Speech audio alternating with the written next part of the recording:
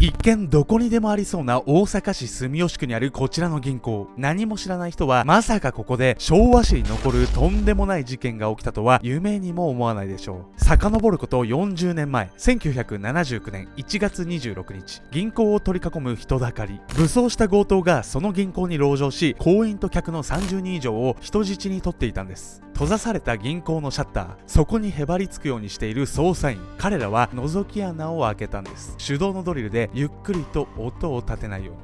そしてようやく開いた穴、覗き込んだ捜査員ははっと息を飲みました。その覗き穴から見えた構内の光景はいくつもの遺体が転がるまさに未曾有の惨劇。さらに奥まったところに猟銃を持ちどっかりと腰を下ろしているのが犯人とおぼしき人物。そして捜査員は自分の目を疑います。犯人の周りには何やら肌色の塊のようなものがうごめいていたんです。一箇所に集められた人質たち、なんと全員裸にされていたんです。人質を殺害し暴虐の限りを尽くした銀行強盗犯、単独犯であるにもかかわらず警察はなぜ構内へ突入できなかったのか。それは犯人が想像を絶するような策略を企んでいたからなんです。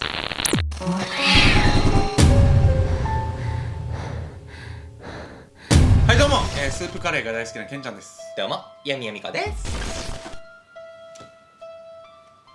さてね、本日はですね、30人以上を人質にした銀行の立てこもり事件をご紹介していきたいと思います。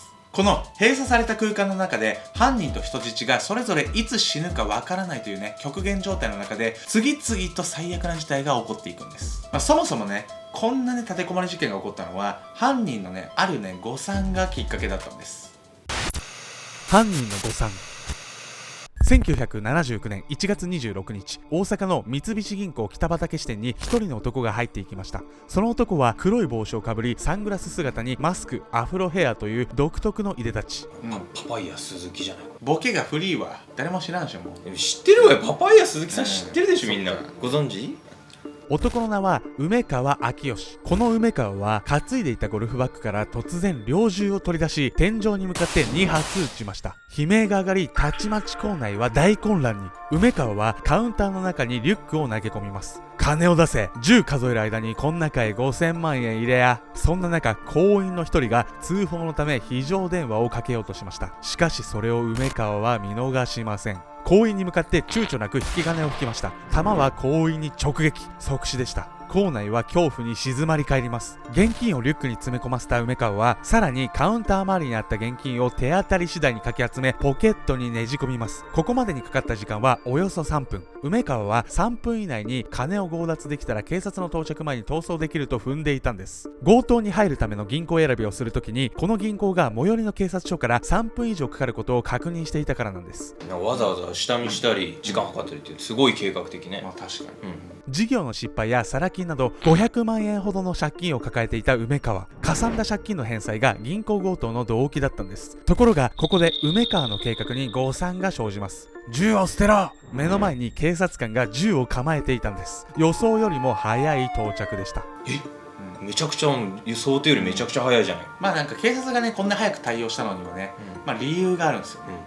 実は逃げ出した客が通りがかりの警察官に助けを求めたんです。警察官は威嚇発射。ところが梅川も即座に反撃。そして梅川の放ったこの銃弾も警察官の胸に命中し死亡してしまうんです。事件発生から7分後、今度は別の警察官がパトカーで駆けつけ構内に。ところがカウンター内に入り込んでいた梅川の方が先に警察官を発見し狙い撃ちに。そしてその警察官は胸に被弾し死亡。そして梅川は銃を片手に何を思ったのか行員を一列に並ばせ問いただします。責任者は誰や。支店長が名乗り出ます。2週間前に新しく赴任したばかりの支店長。なんですぐに金を出さなかったんや。こうなったのはお前の責任や。すると梅川は銃を構え、至近距離から支店長に発砲。弾は腹に命中し支店長を死亡させました。わずか20分間立て続けに4人を殺害。その後梅川は包囲する1000人以上の捜査員が見守る中、銀行のシャッターを下ろさせるんです。こうして銀行員と客30人余りを人質にした恐怖の立てこもりが始まったんです。そんな人殺すことを何とも思ってないやつに人質なんてもう死ぬ以外いないじゃない。まあなんかこのね梅川ってやつはね、なんかハードボイルド小説のね愛読家で、まあ、そこによく出てくるね主人公の銀行強盗にねこう自分を重ねてたのか分かんないですけど、まあそれでこう結構ね計画的な犯行に及んだんですよね。でも小説と現実はまた違うわけだからね。まあまあおっしゃる通りで、結局ねこの梅川のね、計画は失敗してね、まあ、結局こういう事件を起こしてしまったんですが、警察はねそれにもかかわらずね校内にね突入できなかったんですよ。恐怖の立てこもり。警察がすぐに到着したにもかかわらず、なぜすぐに逮捕できなかったのか。それは梅川の躊躇のない残虐性にあったんです。梅川は自分が優位に立っていることを見せつけるように、行員の顔や肩スレスレに威嚇発砲を繰り返します。シャッター越しに発砲音やキャーという悲鳴が聞こえるたびに、外を取り巻く捜査員や報道陣の間では何事かと緊張が走ったんです。何よ。まあこういうことなんですよ。いきなり耳元でねこう発砲音が聞こえたらビビりますよね。ちょっとビビっちゃった。まあそういうことなんですよ。うわ嘘くさ今のは。芸人魂出ちゃった。芸人じゃないから俺そのやめて芸人だと思われちゃうからさそれ。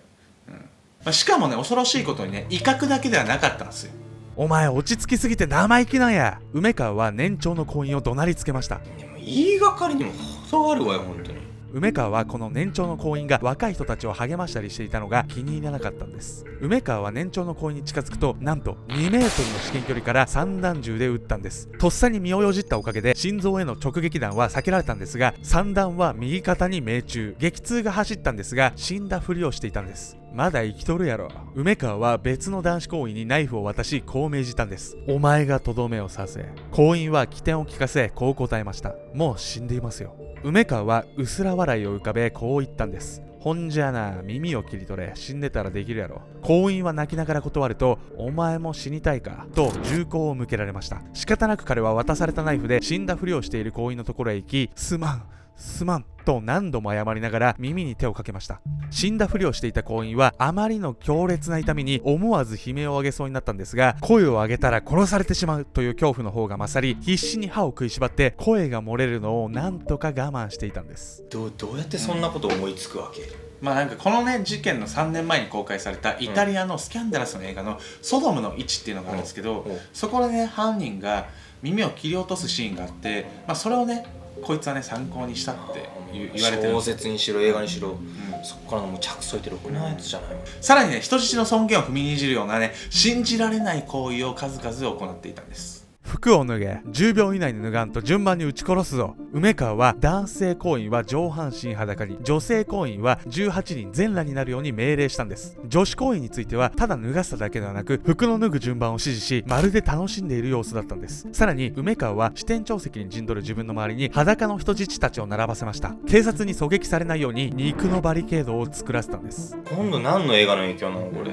まあそれはねちょっとね僕も分かんないですけど、ただねこの作戦によってね警察のね強行突破突入はねできなくなってしまったんですよ。しかし警察にはある切り札がありました。事件発生からしばらくして大阪府警のヘリがある人物を乗せて現場まで運んできたんです。それは香川県に住む梅川の73歳の母親。いや、お母さんはこれはちょっと可能性結構あるんじゃないの、登場したら。梅川は小学5年生の頃に両親が離婚し母親に育てられます。工場の寮で働いていた母親は仕事で忙しく、少年時代の梅川は深夜まで一人きりで母を待って過ごしていたんです。いやそうなんですよ。母親にねこの梅川に説得をしてもらうっていうね、結構こう人のね情に訴えかける作戦なんですよね。有効ではあるよね絶対ね。梅川のもとに母親が書いた手紙が届けられました。そして梅川は女子行員に手紙を読み上げさせました。秋吉、お母さんが来ていますのよ。今そこにいるお方を訳を話して母親の頼みですから許してあげてください。早く出してあげてください。母上の頼みです。母より。行員が読みづらそうに時々首をかしげて言葉を切ると、梅川はこう言いました。おふくろはな、そないな字しか書けへんのや。そんなおふくろやけど俺にはおふくろだけしかいてへん。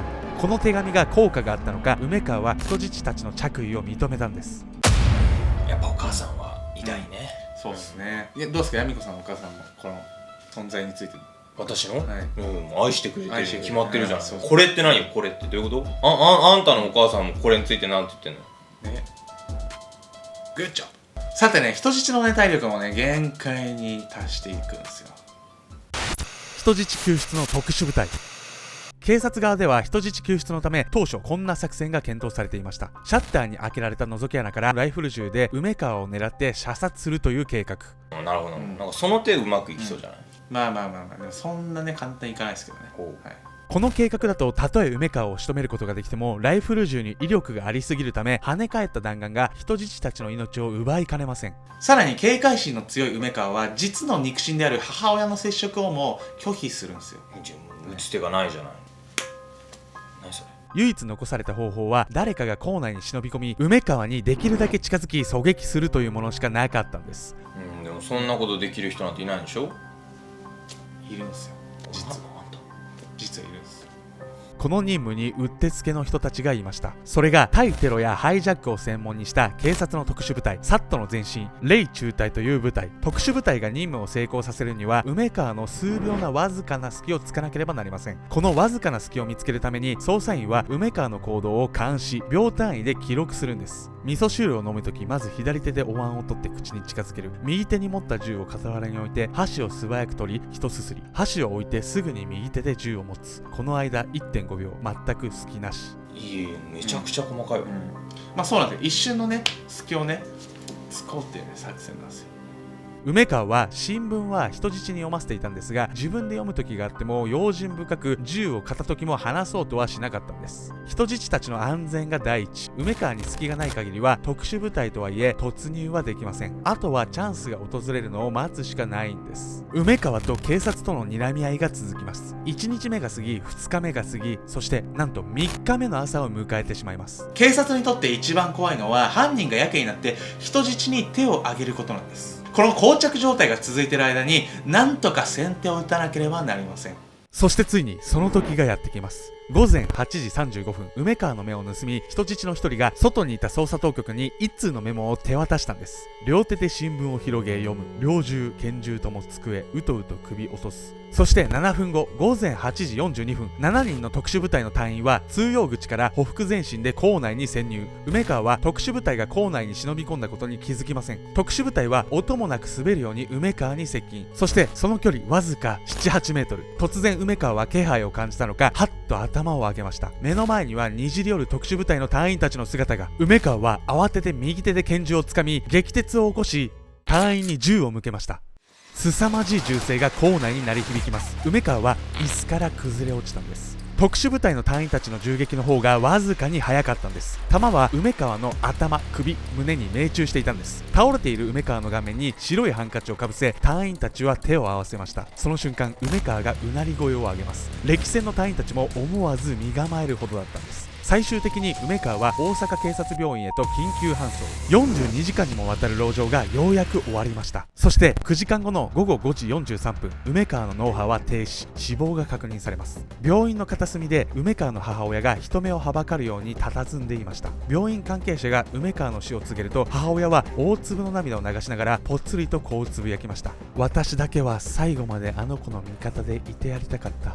母親にとってはたとえどんなに極悪非道な事件を起こしたとしても幼い頃夜遅くまで自分の帰りを待ちわびてくれた優しい少年のままだったんです。4人を殺害し数多くの人質の尊厳を踏みにじった銀行強盗犯梅川明義。母親を悲しませた犯罪者としても長く人々の記憶に留められることになったんです。